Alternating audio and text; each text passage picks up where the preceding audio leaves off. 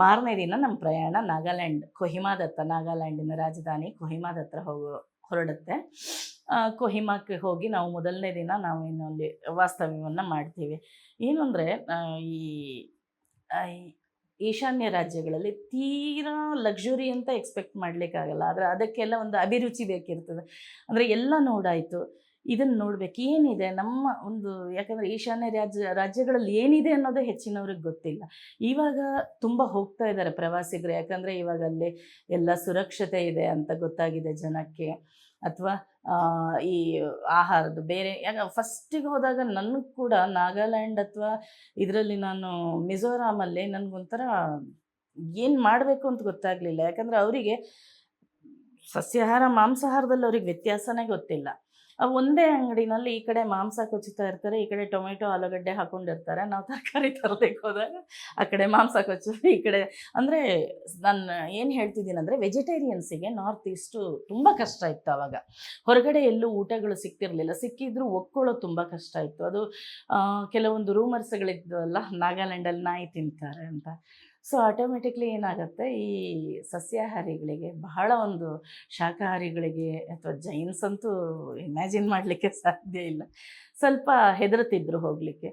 ಹಾಗಾಗಿ ನಮಗೂ ಕೂಡ ಮೊದಲು ವೆರೈಟಿ ಆಫ್ ಇದು ಅಂತ ಏನೂ ಸಿಗಲ್ಲ ಅಲ್ಲಿ, ಸಿಕ್ಕಿದ್ದನ್ನು ತಗೊಂಡು ಮಾಡ್ಕೊಂಡು ಹೋಗುವಂಥದ್ದು. ಹಾಗಿರೋದ್ರಿಂದ ಕೊಹಿಮಾದಲ್ಲಿ ಹೋಗಿ ನಾವೇನು ಈಗ ಮುಂದೆ ಹೇಳುವಂಥದ್ದು ನಾನೇನಿದೆ, ನಾಗಾಲ್ಯಾಂಡ್ ಆಗಿರ್ಬೋದು, ಮಿಜೋರಾಮ್ ಆಗಿರ್ಬೋದು, ಈವನ್ ಮಣಿಪುರದಲ್ಲಿ ಕೂಡ ಕ್ರಿಶ್ಚಿಯನ್ ಮೆಜಾರಿಟಿ ಜಾಸ್ತಿ ಇದೆ. ಮಣಿಪುರದಲ್ಲಿ ಹಿಂದೂಗಳಿದ್ದಾರೆ, ಆದರೆ ಸ್ಲೋಲಿ ಕನ್ವರ್ಷನ್ ಜಾಸ್ತಿ ಆಗ್ತಾ ಇದೆ ಅಲ್ಲೂ ಕೂಡ. ಹಾಗಾಗಿ ಇದೆಲ್ಲ ಕ್ರಿಶ್ಚಿಯಾನಿಟಿ ಏನು ಆ ಧರ್ಮ ಇರುವಂಥ ರಾಜ್ಯಗಳು. ಸ್ವಲ್ಪ ಕಷ್ಟ ಆಗತ್ತೆ, ಏನು ಸಸ್ಯಾಹಾರಿಗಳಿಗೆ ಶಾಕಾಹಾರಿಗಳಿಗೆ ಸ್ವಲ್ಪ ಕಷ್ಟ. ಹಾಗಾಗಿ ಕೊಹಿಮಾ ತುಂಬ ಒಂದು ಸುಂದರವಾದಂಥ ಒಂದು ಇದು ಪ್ರದೇಶ. ಕೊಹಿಮಾದಲ್ಲಿ ಒಂದು 2-3 ಸೈಟ್ ಸೀಯಿಂಗ್ ಸ್ಪಾಟ್ಸ್ಗಳಿವೆ. ಒಂದು ವರ್ಲ್ಡ್ ವಾರ್ ಸಿಮೆಟ್ರಿ ಅಂತ ಹೇಳಿ ಈ 2ನೇ ಮಹಾಯುದ್ಧದಲ್ಲಿ ಈವನ್ ಭಾರತ ಕೂಡ ಸೇರ್ಕೊಂತು. ಯಾಕಂದರೆ ಬ್ರಿಟಿಷರು ನಮ್ಮನ್ನು ಆವಾಗ ಆಳ್ತಾ ಇದ್ದರು. ಸೊ ನಮ್ಮ ಭಾರತೀಯ ಸೈನಿಕರು ಕೂಡ ಆ ಯುದ್ಧದಲ್ಲಿ ಭಾಗವಹಿಸಿದ್ರಿಂದ ಅವರೆಲ್ಲ ಸತ್ತ ಎಲ್ಲ ಸೈನಿಕರ ಒಂದು ನೆನಪಿಗಾಗಿ ಅಲ್ಲೊಂದು ಇದು ಮಾಡಿದ್ದಾರೆ, ವರ್ಲ್ಡ್ ವಾರ್ ಮೆಮೋರಿಯಲ್ ಅಂತ ಮಾಡಿದ್ದಾರೆ. ಬಹಳಷ್ಟು ಚಂದದ ಒಂದು, ಅಷ್ಟು ಚಂದ ನಾನೊಂದು ವಾರ್ ಮೆಮೋರಿಯಲ್ ನೋಡೇ ಇಲ್ಲ. ದೊಡ್ಡ ಒಂದು ಉದ್ಯಾನವನದಲ್ಲೇ ಎಲ್ಲ ಅವರು ಪ್ರತಿಯೊಬ್ಬ ಮಡಿದ ಸೈನಿಕನ ಹೆಸರನ್ನು ಹಾಕಿ, for your better future today we are lying our lives ಅಂತ ಹೇಳಿ, ಅದೆಲ್ಲ ಓದುವಾಗ ಒಂಥರ ಇಮೋಷ್ನಲ್ ಆಗುತ್ತೆ. ನಮ್ಮ ಭಾರತೀಯರು ಎಲ್ಲಿದ್ದಾರೆ, ಭಾರತೀಯರ ಹೆಸರು ಇದೆ ಅಂತ ಹುಡುಕ್ತೀವಿ. ಯಾಕಂದರೆ ಎಲ್ಲ ಇಂಗ್ಲೆಂಡ್ ಸೈನಿಕರು ಜಾಸ್ತಿ ಇದ್ದಾರೆ, ಬ್ರಿಟಿಷರ್ಸ್ ಜಾಸ್ತಿ ಇದ್ದರು ಅದರಲ್ಲಿ. ಹಾಗಾಗಿ ಅದನ್ನು ನೋಡಿಕೊಂಡು ನಾವು ಅಲ್ಲೊಂದು ಮ್ಯೂಸಿಯಂ ಇದೆ, ಸ್ಟೇಟ್ ಮ್ಯೂಸಿಯಂ ಅಂತ, ಪುಟ್ಟದು, ತೀರಾ ಏನು ಜಾಸ್ತಿ ಇಲ್ಲ, ನಾಗಾ ಕಲ್ಚರನ್ನು ಅದು ಡಿಪಿಕ್ಟ್ ಮಾಡುತ್ತೆ. ಆಮೇಲೆ ಬಂದು ಇದು ಕೊಹಿಮಾದ ಕೆಥೆಡ್ರಲ್ ಬರುತ್ತೆ, ತುಂಬ ಒಂದು ದೊಡ್ಡ ಚರ್ಚ್ ಅದು. 1200 ಜನ ಅಟ್ ಎ ಟೈಮ್ ಇದು ಮಾಡ್ಬೋದು, ಪ್ರೇಯರ್ ಮಾಡ್ಬೋದು ಅಲ್ಲಿ ಅಂತ ಹೇಳ್ತಾರೆ. ಸೊ ಅದೊಂದು ಬೆಟ್ಟದ ಮೇಲಿದೆ, ಸುತ್ತ ಇದು ವ್ಯೂ ಚೆನ್ನಾಗಿದೆ. ಅದನ್ನು ನೋಡಿಕೊಂಡು ಅವತ್ತು ಅಷ್ಟೇ. ತುಂಬ ಏನು ನೋಡುವಂಥ ಪ್ಲೇಸ್ಗಳು ಇನ್ನೂ ಎಲ್ಲ ಟೂರಿಸಮ್ ಡೆವಲಪ್ ಆಗಬೇಕಾಗಿದೆ ಅಷ್ಟೇ. ಮಾರನೇ ದಿನ ನಮ್ಮ ಪ್ರಯಾಣ ಕಿಸಾಮ ಅಂತ. ನಾವು ಕಿಸಾಮ ಅಂದರೆ ಈ ನಾಗಾಲ್ಯಾಂಡಲ್ಲಿ ನೀವು ಕೇಳಿರ್ಬೋದು, ಪ್ರತಿ ವರ್ಷ ಈ ಹಾರ್ನ್ಬಿಲ್ ಫೆಸ್ಟಿವಲ್ ಅಂತ ಮಾಡ್ತಾರೆ. ಈ ನಾಗಾಲ್ಯಾಂಡಲ್ಲಿ ಇನ್ನೂ ಅವರು ಟ್ರೈಬಲ್ಸ್, ಅಲ್ಲಿ ಒಂದು 16 ಬುಡಕಟ್ಟು ಪಂಗಡಗಳಿವೆ ಇವತ್ತಿಗೆ ಕೂಡ. ಅಂಗಾಮಿ, ಕಚಾರಿ, ಕೋಕೇನ್ ಅಂತಿದೆ, ಕೂಕಿ, ಆವು, ಕೆಲವೊಂದು ಹೆಸರೇ ಹೇಳಕ್ಕಾರಲ್ಲ ನಮ್ಗೆ ಆ ಥರ. ಅವರನ್ನೆಲ್ಲ ಅಟ್ ಎ ಟೈಮ್ ನಾವು ನೋಡಬೇಕು ಅಂದರೆ ಈ ಹಾರ್ನ್ಬಿಲ್ ಫೆಸ್ಟಿವಲ್ಲಿಗೆ ಹೋಗಬೇಕು. ಅದು ಪ್ರತಿ ವರ್ಷ ಡಿಸೆಂಬರ್ ಮೊದಲನೇ ವಾರದಲ್ಲಿರುತ್ತೆ. ಅದು ಎಷ್ಟು ಜನಪ್ರಿಯ ಮತ್ತು ಅದಕ್ಕೆ ಎಷ್ಟು ಡಿಮಾಂಡ್ ಅಂತ ಹೇಳಿದ್ರೆ, ಮುಂದಿನ ವರ್ಷದ ಹಾರ್ನ್ಬಿಲ್ ಫೆಸ್ಟಿವಲ್ಗೆ ಈ ವರ್ಷನೇ ಬುಕ್ಕಿಂಗ್ ಆಗಿ ಹೋಗುತ್ತೆ, ಹೋಟೆಲ್ಗಳು ಸಿಗಲ್ಲ. ಬಹಳ ಒಂದು ಪ್ರಖ್ಯಾತವಾದ ಇದು, ಅಷ್ಟೂ ಬುಡಕಟ್ಟು ಜನಾಂಗ. ಯಾಕಂದರೆ ಅವರು ವೇಷಭೂಷಣ, ಅವರ ಮನೆ ಅಲ್ಲಿ ಅದು ಪರ್ಮನೆಂಟ್ ಸ್ಟ್ರಕ್ಚರ್ ಮಾಡಿದ್ದಾರೆ. ಆ ಕಿಸಾಮ ಅನ್ನುವಂಥ ಒಂದು ಜಾಗದಲ್ಲಿ ಅವರು ಅಷ್ಟು 16 ಪಂಗಡಗಳದ್ದು ಪ್ರತಿಯೊಬ್ಬರದ್ದು ಒಂದು ಮನೆ ಹೇಗಿರುತ್ತೆ, ಅವ್ರಿಗೇನು ಉಪಯೋಗಿಸ್ತಿದ್ರು ಈ ಬೇಟೆ ಆಡಲಿಕ್ಕೆ, ಅಥವಾ ಅವರ ಸಾಂಕೇತಿಕ ಭಾಷೆಗಳು ಅಲ್ಲೆಲ್ಲ ನಮ್ಮ ಟೂರಿಸ್ಟ್ ಹೋಗಿ ಇದು ಮಾಡ್ತಾರೆ. ಅವರು ಅಲ್ಲಿ ಕೆಲವೊಮ್ಮೆ ಗೈಡ್ ಸಿಗ್ತಾರೆ, ಅವ್ರು ತೋರಿಸ್ತಾರೆ. ಅಂದರೆ ರಾತ್ರಿ ಅವಾಗೆಲ್ಲ ಇದಿರಲಿಲ್ಲ, ದೂರವಾಣಿ ಇರಲಿಲ್ಲ, ಮೊಬೈಲ್ಸ್ ಇರಲಿಲ್ಲ.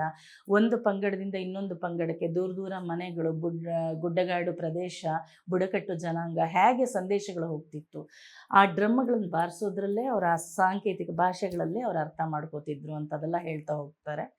ಸೊ ಅದನ್ನೆಲ್ಲ ನೋಡಿಕೊಂಡು ಅವ್ರು ಪ್ರತಿಯೊಬ್ಬ ನಾಗನ್ನ ಡಿಫ್ರೆನ್ಸ್ ಮಾಡೋದೇ ಅವರ ವೇಷಭೂಷಣಗಳಲ್ಲಿ, ಅವರ ಹಕ್ಕಿ ಪುಕ್ಕಗಳಾಗಿರ್ಬೋದು, ಅವರ ಡ್ರೆಸ್ಸಿಂಗ್ ಆಗಿರ್ಬೋದು, ಅವ್ರ ನೃತ್ಯ, ಅದನ್ನೆಲ್ಲ ನೋಡೋದಕ್ಕೆ. ಅದನ್ನು ನೋಡಿಕೊಂಡು ನಾವು ಹಾಗೆಯೇ ಮಣಿಪುರ ಕಡೆ ಪ್ರಯಾಣ ಮಾಡ್ತೀವಿ. ಮಣಿಪುರದ ಮಣಿಪುರಕ್ಕೆ ಹೋಗ್ತೀವಿ ನಾವು. ಮಣಿಪುರದಲ್ಲಿ ಇಂಫಾಲ್ನಲ್ಲಿ ನಮ್ಮ ವಸತಿ ಇರುತ್ತೆ, ಹೆಚ್ಚಾಗಿ ಸ್ಟೇ ಕೊಡ್ತೀವಿ ನಾವು. ಇಂಫಾಲ್ನಲ್ಲಿ ನಾವು ನೋಡುವಂಥದ್ದು, ಇಂಫಾಲ್ನಿಂದ ವಿಷ್ಣುಪುರ ಅಂತ ಒಂದು 60 ಕಿಲೋಮೀಟ್ರ್ ದೂರ ಹೋದರೆ ನಮ್ಗೆ ಲೋಕ್ತಕ್ ಲೇಕ್ ಅಂತ ಸಿಗುತ್ತೆ. ಹಾಗೆ ಅಲ್ಲಿ ಕೀಬುಲ್ ಲಾಮ್ಜೋ ನ್ಯಾಷನಲ್ ಪಾರ್ಕ್ ಇದೆ. ಆಮೇಲೆ ಬಹಳಷ್ಟು ಇಂಪ್ರೆಸಿವ್ ಅಂದರೆ ಅಲ್ಲಿ ಮೊಯ್ರಾಂಗ್ ಅಂತ ಒಂದು ಪ್ಲೇಸ್ ಇದೆ. INA ಮ್ಯೂಸಿಯಂ ಇದೆ. ನೇತಾಜಿ ಸುಭಾಷ್ ಚಂದ್ರ ಬೋಸ್ರಿಗೆ ಡೆಡಿಕೇಟ್ ಆಗಿರುವ ಒನ್ ಆ್ಯಂಡ್ ಓನ್ಲಿ ಮ್ಯೂಸಿಯಂ ಅದು. INA ಮ್ಯೂಸಿಯಂ, ವಾರ್ ಮೆಮೋರಿಯಲ್ ಕೂಡ ಹೇಳ್ತಾರೆ. ಯಾಕಂದರೆ ಭಾರತದಲ್ಲಿ ಮೊದಲ ಬಾರಿ 1944ರಲ್ಲಿ ತ್ರಿವರ್ಣ ಧ್ವಜವನ್ನು ಮೊಯ್ರಾಂಗಲ್ಲಿ ಇದು ಮಾಡ್ತಾರೆ, ಫ್ಲಾಗ್ ಹೈಸ್ಟಿಂಗ್ ಮಾಡಿರ್ತಾರೆ. ಹಾಗಾಗಿ ಅದು ಅಲ್ಲಿ ಬಹಳಷ್ಟು ಆ ಮ್ಯೂಸಿಯಮ್ಮಲ್ಲಿ ನೇತಾಜಿ ಸುಭಾಷ್ ಚಂದ್ರ ಬೋಸ್ರ ಅವ್ರು ಬರೆದ ಬರಹಗಳಿವೆ, ಅವ್ರು ಬರೆದ ಪತ್ರಗಳಿವೆ, ಅವ್ರು ಹೇಗೆ ಟ್ರಾವೆಲ್ ಮಾಡ್ಕೊಂಡು ಹೋದರು, ಇಂಡಿಯಾದಿಂದ ಎಲ್ಲ ಹೋಗಿ ಬೇರೆ ಜರ್ಮನಿಯಲ್ಲೆಲ್ಲ ಹೇಗೆ ಸೇನೆ ಕಟ್ಟಿದ್ರು, INAಗೆ ಅವ್ರ ಕೊಡುಗೆಗಳೇನಿತ್ತು ಅದೆಲ್ಲ ಇದು ಮಾಡುತ್ತೆ. ಅವರು ಸೆಕೆಂಡ್ ವರ್ಲ್ಡ್ ವಾರಲ್ಲಿ ಅಥವಾ ಬ್ರಿಟಿಷರ ವಿರುದ್ಧ ಹೋರಾಡುವಾಗ ಉಪಯೋಗಿಸಿದಂಥ ಎಲ್ಲ ಬಟ್ಟೆಗಳು, ಶೂಸು ಅಂಥದ್ದೆಲ್ಲ ಇಟ್ಟಿದ್ದಾರೆ. ಅದನ್ನೆಲ್ಲ ನೋಡ್ಕೊಂಡು ನಾವು ಲೋಕ್ತಕ್ ಲೇಕ್ ಬರ್ತೀವಿ. ಲೋಕ್ತಕ್ ಲೇಕ್ ವಿಶೇಷ ಯಾಕಂದರೆ ಫ್ರೆಶ್ ವಾಟರ್ ಲೇಕ್ ಅದು. ಲೋಕ್ತಕ್ ಲೇಕ್ ಅನ್ನುವಂಥದ್ದು ಇಡೀ ಮಣಿಪುರದ ಆರ್ಥಿಕತೆಯಲ್ಲಿ ಬಹಳಷ್ಟು ಪ್ರಧಾನ ಪಾತ್ರವನ್ನು ವಹಿಸುತ್ತೆ ಅದು. ಯಾಕಂದರೆ ಅಲ್ಲಿ ಮೀನುಗಾರಿಕೆ ನಡೆಯುತ್ತೆ, ಹೈಡ್ರೋ ಎಲೆಕ್ಟ್ರಿಸಿಟಿ ನಡೆಯುತ್ತೆ. ಆಮೇಲೆ ಅದೇ ಇರಿಗೇಷನ್ಗೆ ಅಂದರೆ ಈ ವ್ಯವಸಾಯಕ್ಕೆ ಆ ನೀರನ್ನೇ ಉಪಯೋಗಿಸ್ತಾರೆ. ಹಾಗಾಗಿ ಬಹಳಷ್ಟು ಪ್ರಸಿದ್ಧ, ಮತ್ತು ಅದು ನೋಡ್ಲಿಕ್ಕೆ ಅಷ್ಟು ಸೀನಿಕ್. ಲೋಕ್ತಕ್ ಲೇಕ್ ಅಂತ ನೀವು ಸರ್ಚ್ ಮಾಡಿದರೆ ನಿಮ್ಗೆ ಗೊತ್ತಾಗುತ್ತೆ. ಏನಂದರೆ ಅದರಲ್ಲಿ ದೊಡ್ಡ ಒಂದು ದೂರದಿಂದ ನೋಡಿದಾಗ ಒಂದು ಚಿಕ್ಕ ಐಲ್ಯಾಂಡ್ ಥರ ಕಾಣುತ್ತೆ. ಅದೇನಂದರೆ ಈ ಹೆಟ್ರೋಜನಸ್ ಈ ಪುಮ್ಡೀಸ್ ಅಂತಾರೆ ಅಲ್ಲಿನ ಜನ. ಕಾಲಾಂತರದಲ್ಲಿ ಇದಾಗಿರುವಂಥ ಈ ಕೊಳೆತು ಡಿಕಂಪೋಸ್ಟ್ ಆಗಿರುವಂಥ ಮಣ್ಣು, ಈ ಸಸ್ಯ ಸಂಕುಲ ಅದೆಲ್ಲ ಒಂದು ನಡುಗಡ್ಡೆಗಳಾಗಿ ನೀರಲ್ಲಿ ತೇಲ್ತಾ ಇರ್ತವೆ. ಇವತ್ತಿದ್ದು ಪುಂಡಿ ಇಲ್ಲಿರಲ್ಲ, ನಾಳೆ ಇನ್ನೆಲ್ಲೋ ಹೋಗಿರುತ್ತೆ ಅದು. ಅದ್ರ ಮೇಲೆ ಹಕ್ಕಿಗಳೆಲ್ಲ ಕೂತಿರ್ತವೆ. ಹಾಗೆ ಅದ್ರ ಸುತ್ತ ಇರುವಂಥ ಕೀಬುಲ್ ಲಾಮ್ಜೋ ನ್ಯಾಷನಲ್ ಪಾರ್ಕ್ ಅಂತ. ಕೀಬುಲ್ ಲಾಮ್ಜೋ ಯಾಕೆ ಫೇಮಸ್ ಅಂತ ಹೇಳಿದ್ರೆ, ನಾವೇನು ಸಾರಂಗ ಅಂತ ಹೇಳ್ತೀವಿ, ಸಾಂಗಾಯಿ ಅಂತಾರೆ ಅಲ್ಲಿನ ಜನ, ಈ ಡ್ಯಾನ್ಸಿಂಗ್ ಡೀರ್ ಅಂತಾರೆ ಸಾರಂಗ್ ಅಂದರೆ, ಅದು ಅಲ್ಲಿ ಮಾತ್ರ ಸಿಗುವಂಥದ್ದು ಭಾರತದಲ್ಲಿ ನೋಡಲಿಕ್ಕೆ. ಅದು ನ್ಯಾಷನಲ್ ಪಾರ್ಕ್ ಇದೆ. ಈ ಲೋಕ್ತಕ್ ಲೇಕ್ ಮತ್ತು ಕೀಬುಲ್ ಲಾಮ್ಜೋ ನ್ಯಾಷನಲ್ ಪಾರ್ಕ್ ಎರಡನ್ನು ಕೂಡ ಯುನೆಸ್ಕೋ ವರ್ಲ್ಡ್ ಹೆರಿಟೇಜ್ ಸೈಟ್ ಆಗಿ ಕನ್ವರ್ಟ್ ಮಾಡಲಿಕ್ಕೆ ಅದು ಅವೈಟಿಂಗ್ 2022 ಅವೈಟಿಂಗ್ ಲಿಸ್ಟ್ ಆಗಿದೆ, ಇನ್ನೂ ತಗೊಂಡಿಲ್ಲ ಅಷ್ಟೇ. ಅದನ್ನು ಪ್ರಿಸರ್ವ್ ಮಾಡ್ತಾ ಇದ್ದಾರೆ.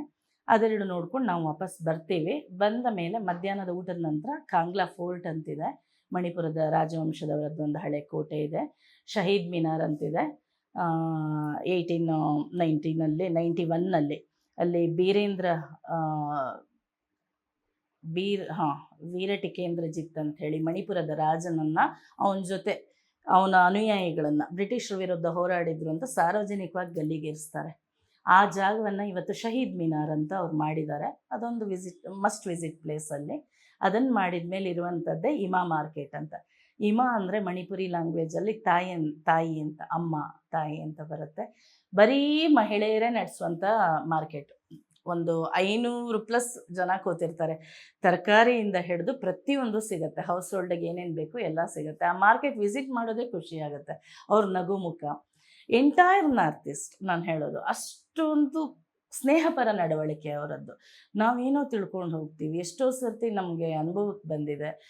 ಅಷ್ಟು ಒಂದು ಅವರು ಅತಿಥಿ ದೇವೋಭವ ಅಂತ ಹೇಳ್ತಾರಲ್ಲ, ಅವರು ಅದನ್ನು ಮಾತಿನಲ್ಲಿ ಕೃತಿಯಲ್ಲಿ ಮಾಡಿ ತೋರಿಸ್ತಾರೆ. ಪ್ರತಿಯೊಂದು ಸಣ್ಣ ಒಂದು ಸಮಸ್ಯೆ ಕೂಡ ಅವ್ರು ಸ್ಪಂದಿಸೋ ರೀತಿ ಇದೆಯಲ್ಲ, ಅರುಣಾಚಲದಲ್ಲಾಗಿರಲಿ, ಅವರು ಇಕೊನಾಮಿಕಲಿ ಬಹುಶಃ ಇನ್ನೂ ನಮ್ಮಷ್ಟು ಮುಂದುವರಿದಿದ್ರು. ಅವರು ತುಂಬ ಅವರದ್ದು ಹೃದಯ ವೈಶಾಲ್ಯತೆ ಇದೆಯಲ್ಲ, ಬಹಳ ಅವ್ರು ಅಷ್ಟು ಪ್ರೀತಿಯಿಂದ ಸ್ವಾಗತಿಸ್ತಾರೆ ಅವ್ರ ಪ್ರವಾಸಿಗರನ್ನು. ಸೊ ಅದನ್ನು ನಾವು 2 ರಾತ್ರಿಗಳು ಇಲ್ಲಿ ಉಳಿದು, ಇಂಫಾಲಲ್ಲಿ ಉಳಿದು, ನೆಕ್ಸ್ಟ್ ಡೇ ಅಲ್ಲಿಂದ ನಾವು ವಾಪಸ್ಸು ಸಿಲ್ಚಾರ್ ಅಂತ ಬರ್ತೀವಿ. ಸಿಲ್ಚಾರ್ ಹೇಗೇನು ಬಂದು ಅಸ್ಸಾಮಿಗೆ ಬರುತ್ತೆ. ಅಸ್ಸಾಮಿನ ಒಂದು ಪ್ರದೇಶ ಸಿಲ್ಚಾರ್ ಅನ್ನುವಂಥದ್ದು, ಕಮರ್ಷಿಯಲ್ ಟೌನ್ ಅದು. ಬರೀ ಸ್ಟೇಗೋಸ್ಕರ ನಾವು ಸಿಲ್ಚಾರನ್ನು ಉಪಯೋಗಿಸ್ತೀವಿ. ಯಾಕಂದರೆ ಸಿಲ್ಚಾರಿಂದ ಎಗೇನ್ ಮತ್ತೆ ನಮ್ಮ ಮಿಜೋರಾಮ್ ಹೋಗಬೇಕಾಗತ್ತೆ, ಹಾಗೆ ಹೋಗ್ಲಿಕ್ಕಾಗೋದಿಲ್ಲ. ಸಿಲ್ಚಾರಿಗೆ ಬಂದು ಮಿಜೋರಾಮ್ ಹೋಗ್ತೀವಿ ಐಝಾಲ್ಗೆ. ಆ ದಾರಿ ಕೂಡ ಏನು ಸಿಲ್ಚಾರಿಂದ ನಾವು ಐಝಾಲ್ ಹೋಗುವಂಥ ದಾರಿ ಕೂಡ ಬಹಳ ಒಂದು ಪ್ರಾಕೃತಿಕ ಸೌಂದರ್ಯಕ್ಕೆ ಹೆಸರಾಗಿರುವಂಥದ್ದು. ತುಂಬ ಚೆನ್ನಾಗಿದೆ, ನೋಡ್ಕೊತ ಹೋಗೋದು. ಐಝಾಲ್ ಒಂದು ಪುಟ್ಟ ಒಂದು ನಗರ. ಐಝಾಲ್ ಬಂದು ಎಗೇನ್ ಮಿಜೋರಾಮಿನ ರಾಜಧಾನಿ. ಐಝಾಲ್ ನೋಡುವಂಥದ್ದು ಅಂದರೆ ಈಗ ಹೆಚ್ಚಾಗಿ ನಾನು ಕರ್ಕೊಂಡು ಹೋದರೆ ನಮ್ಮ ಪ್ರವಾಸಿಗರಿಗೆ ಹೇಳೋದು, ನೀವು ಬರೀ ಇಷ್ಟು ಪ್ಲೇಸ್ ನೋಡಿದೆ ಅಥವಾ ಇಷ್ಟು ನಾನು ಏನು ಇದು ನೋಡಿದೆ, ಅರಮನೆ ನೋಡಿದೆ, ಕೋಟೆ ನೋಡಿದೆ ಅಂತಲ್ಲ. ಪ್ರವಾಸ ಅಂದರೆ ನಾವು ಹೋಗುವಂಥ ದಾರಿಲಿ ಸಿಗುವಂಥ ಸಸ್ಯ ಸಂಕುಲ ಆಗಿರ್ಬೋದು, ಪ್ರಾಣಿಗಳಾಗಿರ್ಬೋದು, ಪ್ರತಿ 10 ಕಿಲೋಮೀಟ್ರಿಗೆ ಬದಲಾಗುವಂಥ ಭಾಷೆ ಆಗಿರ್ಬೋದು, ಜನರ ಒಂದು ಉಡುಗೆ ತೊಡುಗೆ ಆಗಿರ್ಬೋದು, ವ್ಯವಹರಿಸುವ ರೀತಿ ಆಗಿರ್ಬೋದು, ಅಲ್ಲಿ ಸಿಗುವಂಥ ಏನು ವಸ್ತುಗಳಾಗಿರ್ಬೋದು, ಅದನ್ನೆಲ್ಲ ನೀವು ಅಬ್ಸರ್ವ್ ಮಾಡ್ತಾ ಹೋಗ್ಬೇಕು. ಆಗ ನಿಮಗೆ ಒಂದು ಆಸಕ್ತಿ ಬರುತ್ತೆ. ಬರೀ ಆಯಿತಾ, ಏನು ಬಂತು, ಕೋಟೆ ಬಂತು, ಇಳಿದ್ವಿ, ಇಲ್ಲ ಇನ್ನೊಂದೇನೋ ನೋಡಬೇಕು, ಹಾಗಲ್ಲ. ಪ್ರವಾಸ ಅಂದರೆ ಪ್ರತಿಯೊಂದು, ನಾವೊಂದು ಪ್ರದೇಶಕ್ಕೆ ಹೋದರೆ ಅಲ್ಲಿನ ಪ್ರತಿಯೊಂದು ಕೂಡ ಪ್ರವಾಸದಲ್ಲಿ ನಾವು ಓಕೆ ಹೋಗಿದ್ವಿ ಮಿಜೋರಾಮಲ್ಲಿ ಏನು ನೋಡಿದ್ವಿ, ಮಿಜೋರಾಮಿನ ಮಣ್ಣು ನೋಡಿದ್ವಿ, ಕಲ್ಲು ನೋಡಿದ್ವಿ, ನೀರು ನೋಡಿದ್ವಿ, ನದಿ ನೋಡಿದ್ವಿ, ಮರ ನೋಡಿದ್ವಿ. ಯಾಕಂದರೆ ವೆಜಿಟೇಷನ್ ಅನ್ನುವಂಥದ್ದು ಪ್ರತಿ ರಾಜ್ಯದಿಂದ ರಾಜ್ಯಕ್ಕೆ ಭಿನ್ನ ಆಗಿರ್ತದೆ. ಹೀಗಾಗಿ ಅದನ್ನು ನೋಡ್ಕೊಂಡು ಹೋಗಿ ಅವತ್ತಲ್ಲಿ ವಾಸ್ತವ್ಯ ಇರುತ್ತೆ ಐಝಾಲ್ ಸಿಟಿಲಿ. ಐಝಾಲ್ ಒಂದು ಪುಟ್ಟ ನಗರ, ಬಹಳಷ್ಟು ಒಂದು ಏನು ಹೇಳ್ತಾರೆ, ಡಿಸಿಪ್ಲಿನ್ಡ್ ಸಿಟಿ ಅಂತ ಹೇಳಬೇಕು.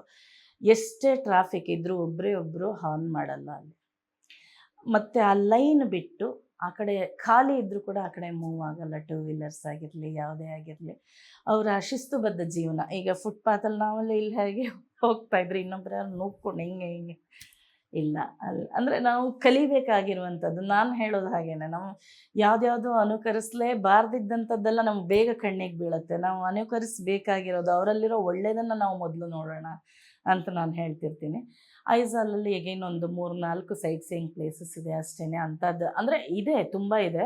ಆದರೆ ನಮ್ಮ ಒಂದು ಏನಿದೆ ಪ್ರಿಯಾರಿಟಿ, ನಮ್ಮ ಪ್ರವಾಸಿಗರ ಇದು ಏನಿದೆ, ಈ ಸೀನಿಯರ್ ಸಿಟಿಸನ್ ಅಥವಾ ಈ ಫ್ಯಾಮಿಲಿಗಳು ಏನು ಬರುತ್ತಲ್ಲ, ಅವರಿಗೆಲ್ಲ ಅಡ್ವೆಂಚರಸ್ ಟೂರುಗಳಾಗೋದಿಲ್ಲ. ಟ್ರೆಕ್ಕಿಂಗ್ ಆಗಿರ್ಬೋದು, ಈ ಫಾಲ್ಸ್ ಆಗಿರ್ಬೋದು, ಅಲ್ಲೆಲ್ಲ ಕಷ್ಟ ಇದೆ. ಐಝಾಲಲ್ಲಿ ಇದೆ, ಮಿಜೋರಾಮಲ್ಲೂ ನೋಡುವಂಥದ್ದು ತುಂಬ ಇದೆ. ಬಟ್ ಅದಕ್ಕೆಲ್ಲ ಹೈಕಿಂಗಿಗೆ ಏನು ಬೇಕಾಗತ್ತೆ ಅದೆಲ್ಲ ಇವ್ರ ಹತ್ರ ಆಗೋದಿಲ್ಲ. ಒಂದು ಸ್ಟೇಟ್ ಮ್ಯೂಸಿಯಂ ಬರುತ್ತೆ ಇದು ಐಝಾಲಲ್ಲಿ, ಅದನ್ನು ನೋಡ್ತೀವಿ. ಇನ್ನೊಂದು KV ಪ್ಯಾರಡೈಸ್ ಅಂಥೇಳಿ, ಅದು 1991ನಲ್ಲಿ ಒಬ್ಬರು ಸ್ಕೂಲ್ ಟೀಚರ್ ಅವರು ಅದೇ ಹೇಳ್ತಾರೆ, ಮಾಡರ್ನ್ ತಾಜ್ ಮಹಲ್ ಅಂತ ಹೇಳ್ತಾರೆ.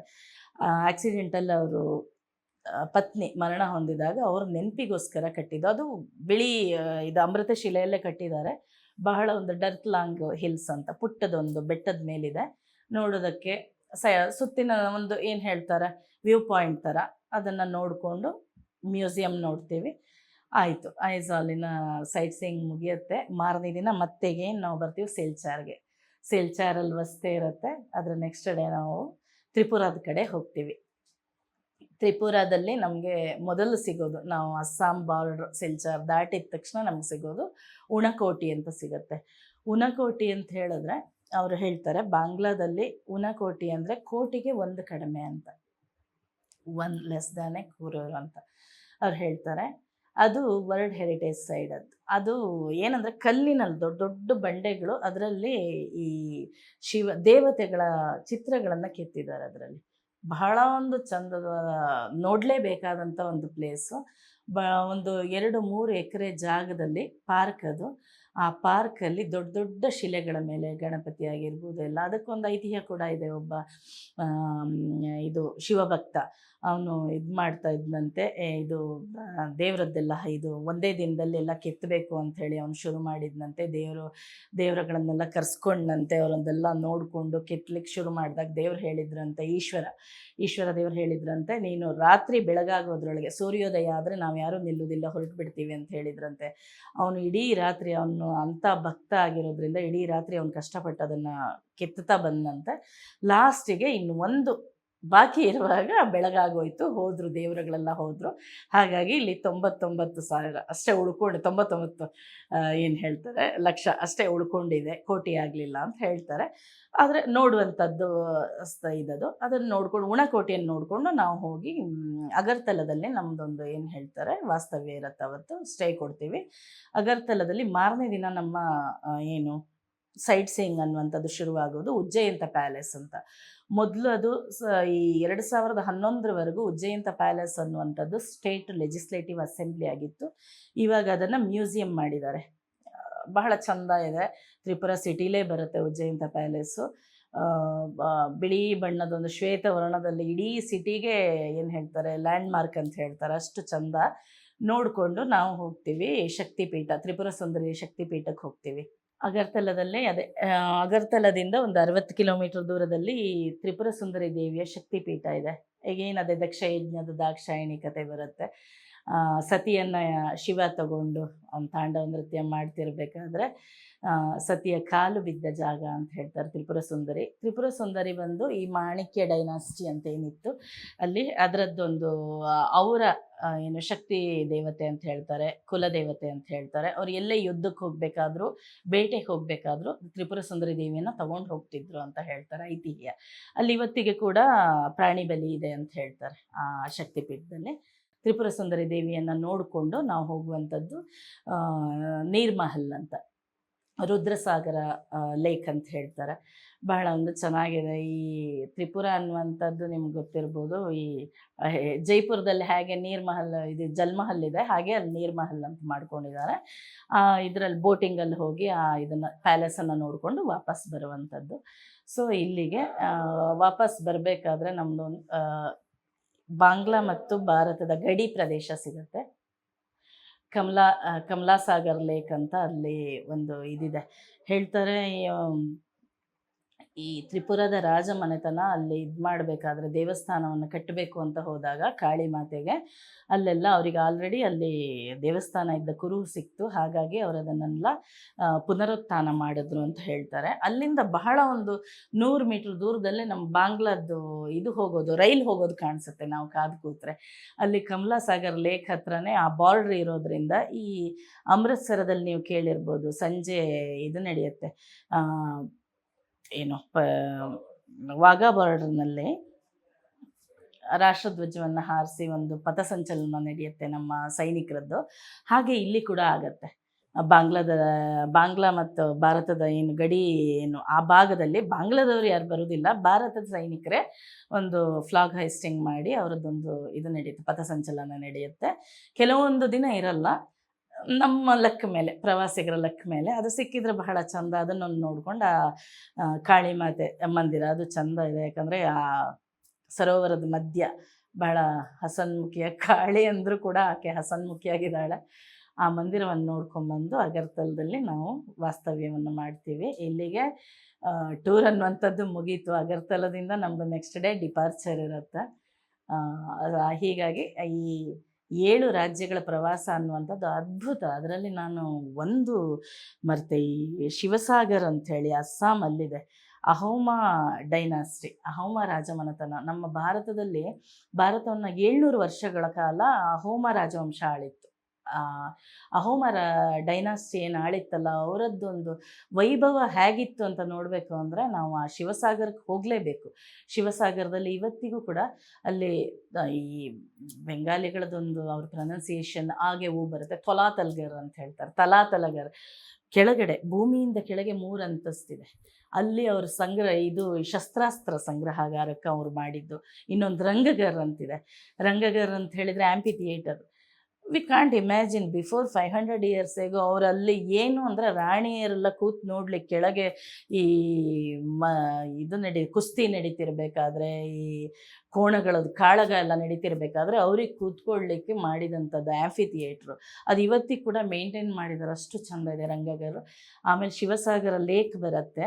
2-3 ಶಿವಡೋಲೆ, ಡೋಲೆ ಅಂತ ಹೇಳ್ತಾರೆ ಮಂದಿರಕ್ಕಲ್ಲಿ. ಶಿವಡೋಲೆ ಇದೆ, ಶಕ್ತಿ ಡೋಲೆ ಇದೆ, ಗಣಪತಿದೊಂದು 3 ಮಂದಿರಗಳಿದೆ ಶಿವಸಾಗರ ಲೇಕಿನ ಇದರಲ್ಲೇ.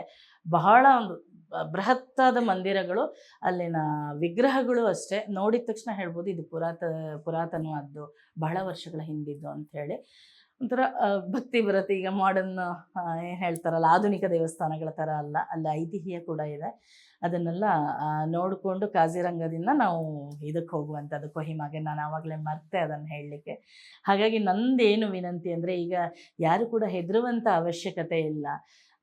ಈಶಾನ್ಯ ಭಾರತದ ಎಲ್ಲ, ಈಗಂತೂ ನಿಮ್ಗೆ ಗೊತ್ತಿರ್ಬೋದು ಅಸ್ಸಾಮಲ್ಲಿ ಬಹಳಷ್ಟು ಅಭಿವೃದ್ಧಿ ಆಗಿದೆ.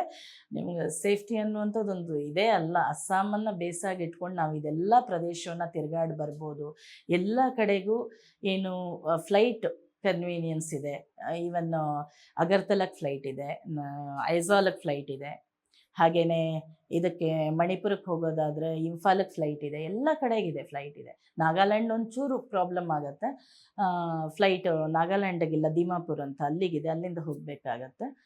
ಸೊ ಹೀಗಾಗಿ ಎಲ್ಲ ರಾಜ್ಯಗಳನ್ನು ಒಮ್ಮೆಗೆ ನೋಡೋದಕ್ಕೆ ಕೆಲವೊಬ್ಬರಿಗೆ ಇದಾಗುತ್ತೆ. ಆವಾಗ ನಾವೇನು ಮಾಡ್ತೀವಿ, ಅವರಿಗೆ ಈ ಅಗರ್ತಲಾ ಇದು ಮಾಡ್ತೀವಿ, ಐಝಾಲ್, ಅಗರ್ತಲಾ ಮತ್ತು ಮಣಿಪುರ್ ಒಂದು ಸರ್ತಿ ಮಾಡ್ಕೊಳ್ಳಿ ಅಂತೆ. ಕೊಹಿಮಾ ಮಣಿಪುರ್ ಒಂದು ಸರ್ತಿ ಮಾಡ್ತೀವಿ. ಈ ಥರ ಎಲ್ಲ ಅವ್ರಿಗೆ ಬೇರೆ ಬೇರೆ ಥರದ ಪ್ರವಾಸಗಳಿವೆ. ಅಂದರೆ ಈ ಇದಕ್ಕೆ ಬರಬೇಕು ಅಂತ ಹೇಳಿದ್ರೆ, ಗ್ರೂಪ್ನಲ್ಲಿ ಪ್ರವಾಸಕ್ಕೆ ಬರಬೇಕು ಅಂತ ಹೇಳಿದ್ರೆ ಇದರಲ್ಲಿ ಕೂಡ ಎಲ್ಲ ನಮ್ಮ ಪ್ರವಾಸಗಳಿದ್ದ ಹಾಗೆ ಇದರಲ್ಲಿ 2 ರೀತಿಯ ಪ್ರವಾಸಗಳಿವೆ. ಒಂದು ಈ 40 ಜನರ ಒಂದು ಗ್ರೂಪನ್ನು ನಾವೇನು ತೊಗೊಂಡು ಹೋಗ್ತೀವಿ, ಅದರಲ್ಲಿ ನಮ್ಮ ಅಡುಗೆಯವರೇ ಇರ್ತಾರೆ. ನಿಮ್ಗೆ ದಕ್ಷಿಣ ಭಾರತೀಯ ತಿಂಡಿ, ಊಟೋಪಹಾರ ಇರುತ್ತೆ. ಹಾಗೆಯೇ ಇಲ್ಲ ನಾವು ಫ್ಯಾಮಿಲಿ ವೈಸ್ ಹೋಗ್ತೀವಿ, ನಮಗೊಂದು 8 ದಿನ ಸಾಕು, ಯಾವುದೋ 1-2 ಸ್ಟೇಟ್ ಕಂಪ್ಲೀಟ್ ನೋಡ್ಕೊಂಬರ್ತೀವಿ ಅಂದರೆ ಕಸ್ಟಮೈಸ್ಡ್ ಪ್ರವಾಸಗಳು ಕೂಡ ಇದೆ ಇದರಲ್ಲಿ ನಮ್ಮದು. ಹಾಗೆಯೇ ಈಗ ನಮ್ಮದು ರೆಗ್ಯುಲರ್ ಹೋಗ್ತಾ ಇದೆ ಅಸ್ಸಾಂ ಮತ್ತು ಮೇಘಾಲಯಕ್ಕೆ ಫಿಕ್ಸೆಡ್ ಡಿಪಾರ್ಚರ್ಸ್ ಅಂತ. ಇದರಲ್ಲಿ ನಾವು ಇಲ್ಲಿಂದ ಅವರಿಗೆ ಕಳಿಸಿದರೆ ಎಲ್ಲ ವ್ಯವಸ್ಥೆ ಇಲ್ಲೇ ಆಗಿರ್ತದೆ. ಸ್ಟಾರ್ ಹೋಟೆಲ್ಗೆ ಇದು ವಾಸ್ತವ್ಯ ಇರುತ್ತೆ. ಹಾಗೆಯೇ ಲಕ್ಸುರಿ ವೆಹಿಕಲ್ ಕೊಡ್ತೀವಿ, ಅಲ್ಲೆಲ್ಲ ಅರೇಂಜ್ಮೆಂಟ್ಸ್ ಆಗಿರೋದ್ರಿಂದ ಫ್ಯಾಮಿಲಿ ಹೋಗಿ ಬರ್ತಾ ಇರ್ತವೆ. ಒಂದು 8-10 ಫ್ಯಾಮಿಲಿಗಳು ಪ್ರತಿ ಒಂದು ತಿಂಗಳಿಗೆ 1-2-3 ಡಿಪಾರ್ಚರ್ ಇರುತ್ತೆ. ಹಾಗಾಗಿ ಬಹಳ ಸುಂದರವಾದ್ದು ಹೇಳ್ಬೋದು. ಎಷ್ಟೋ ಜನ ಅದರದ್ದು ಇದು ನೋಡಿದಾಗ ಹೇಳ್ತಾರೆ, ಇಷ್ಟು ದುಡ್ಡು ಕೊಟ್ಟು ಹೋಗಬೇಕಾ, ಇದರಲ್ಲಿ ಇಷ್ಟು ದುಡ್ಡಲ್ಲಿ ನಮಗೆ ದುಬೈ ಬರುತ್ತೆ, ಸಿಂಗಪುರ್ ಬರುತ್ತೆ, ಅಥವಾ ಇನ್ನೊಂದು ಬಾಲಿ ಬರುತ್ತೆ ಅಂತ. ಖಂಡಿತ ಅಲ್ಲ. ನಮ್ಮ ದೇಶದಲ್ಲಿ ನೋಡುವಂಥದ್ದು ಬಹಳಷ್ಟಿದೆ. ಅದು ಈಶಾನ್ಯ ಭಾರತ ಪ್ರತಿಯೊಬ್ಬರೂ ವಿಸಿಟ್ ಮಾಡಲೇಬೇಕಾದಂಥದ್ದು. ನಮಗೆ ಅಂತಲ್ಲ, ನಮ್ಮಲ್ಲಿ ಬನ್ನಿ ಅನ್ನೋದಕ್ಕೆ ನಾನು ಹೇಳ್ತಾ ಇಲ್ಲ, ಖಂಡಿತನೇ ಎಲ್ಲರೂ ಒಮ್ಮೆ ಭೇಟಿ ಮಾಡಿ. ಅಷ್ಟು ಚಂದ ವೈವಿಧ್ಯತೆ ಇದೆ ಅಲ್ಲಿ. 7 ರಾಜ್ಯಗಳು ಭಿನ್ನ, ಒಂದರ ಥರ ಇನ್ನೊಂದಿಲ್ಲ ಅಲ್ಲಿ ರಾಜ್ಯಗಳು. ಸೊ ಎಲ್ಲರೂ ನಮ್ಮಲ್ಲಿ ಈ ಪ್ರವಾಸಕ್ಕೆ ಈಗ ಮಣಿಪುರ ಕೂಡ ಮಾಮೂಲಿ ಸಹಜ ಸ್ಥಿತಿಗೆ ಮರಳ್ತಾ ಇದೆ. ಹಾಗಾಗಿ ಯಾವುದೇ ಸಮಸ್ಯೆ ಇಲ್ಲ, ಹೋಗ್ಬೋದು. ಭಾಷೆ ಸಮಸ್ಯೆ ಇಲ್ಲ, ನಮ್ಮ ಮ್ಯಾನೇಜರ್ಗಳಿರ್ತಾರೆ, ಹಿಂದಿ ಕೂಡ ನಡೆಯುತ್ತೆ. ಇಂಗ್ಲೀಷ್ ಬಂದರೆ ಸ್ವಲ್ಪ ಯಾವುದು ಮಿಜೋರಾಮಲ್ಲಿ, ನಾಗಾಲ್ಯಾಂಡಲ್ಲಿ ಸ್ವಲ್ಪ ಇಂಗ್ಲೀಷ್ ಬಂದರೆ ಉತ್ತಮ, ಇಲ್ಲ ಹಿಂದಿ ಕೂಡ ನಡೆಯುತ್ತೆ ಅಲ್ಲಿ ಕೂಡ. ಹಾಗೆ ಯಾವುದೇ ಭಾಷೆಯ ಸಮಸ್ಯೆ ಇಲ್ಲ, ಆಹಾರದ ಸಮಸ್ಯೆ ಇಲ್ಲ. ನಾವು ಈವನ್ ಟೂರ್ ಆರ್ಗನೈಸ್ ಮಾಡೋದು ಕೂಡ, ನಾವು ಅನೌನ್ಸ್ಮೆಂಟ್ ಮಾಡೋದು ಕೂಡ ಈ ಅಕ್ಟೋಬರ್ ಟು ಮಾರ್ಚ್ ಅಷ್ಟೇ ಮಾಡ್ತೀವಿ. ಯಾಕಂದರೆ ಈ ಡಿಸೆಂಬರ್ ಜನವರಿ ಅರುಣಾಚಲ್ ಪ್ರದೇಶ ಎಲ್ಲ ಕಷ್ಟ ಆಗುತ್ತೆ, ಹೆವಿ ಸ್ನೋಫಾಲ್ ಆಗುತ್ತೆ, -10, 15, 20ವರೆಗೂ ಹೋಗುತ್ತೆ. ಅರುಣಾಚಲ ಹೋಗೋದು ಕಷ್ಟ ಆಗುತ್ತೆ. ಸೊ ಆವಾಗ ಅಸ್ಸಾಂ, ಮೇಘಾಲಯ ಮಾಡ್ಬೋದು. ಉಳಿದಂತೆ ಜನವರಿಯಿಂದ ನಾವು ಇದಕ್ಕೆ ಏಪ್ರಿಲ್ ಮಿಡ್ವರೆಗೂ ಹೋಗ್ಬೋದು. ಯಾಕಂದರೆ ಫಸ್ಟ್ ಮಾನ್ಸೂನ್ ಶುರುವಾಗೋದು ನಾರ್ತ್ ಈಸ್ಟಿಂದ ನಮ್ಮದು ಶುರುವಾಗೋದ್ರಿಂದ ಏಪ್ರಿಲ್ನಲ್ಲೇ ಅಲ್ಲಿ ಮಳೆ ಶುರುವಾಗುತ್ತೆ. ಅಲ್ಲಿವರೆಗೂ ನಾವು ಹೋಗ್ಬೋದು. Best season to visit is from October to March. ಪ್ರವಾಸ ಚೆನ್ನಾಗಿರುತ್ತೆ, ಎಲ್ಲ ಬನ್ನಿ. ಸಂಪರ್ಕ ಮಾಡಬೇಕು ಅಂದರೆ ಅಡಿಗಾಸ್ ಯಾತ್ರಾ www.adigasyatra.com ವೆಬ್ಸೈಟನ್ನು ನೋಡಿ.